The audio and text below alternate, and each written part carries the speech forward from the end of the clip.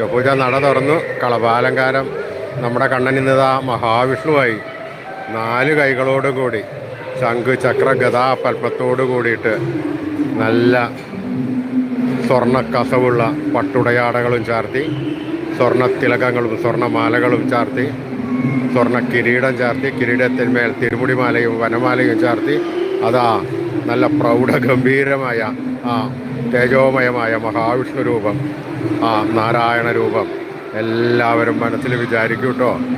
എല്ലാവരും ആ രൂപം, ചതുർബാഹു രൂപം, മഹാവിഷ്ണു രൂപം മനസ്സിൽ ധ്യാനിച്ച് പ്രാർത്ഥിച്ചോളൂ കേട്ടോ. ആ കണ്ണൻ്റെ, ആ ഗുരുവായൂരപ്പൻ്റെ അനുഗ്രഹം എല്ലാ ഭക്തന്മാർക്കും ഉണ്ടാവുന്നതാണ്. ആ ഭക്തന്മാരുടെ മനസ്സിലേക്ക് അതാ ഭഗവാൻ മഹാവിഷ്ണു കയറിയിരിക്കുന്നു.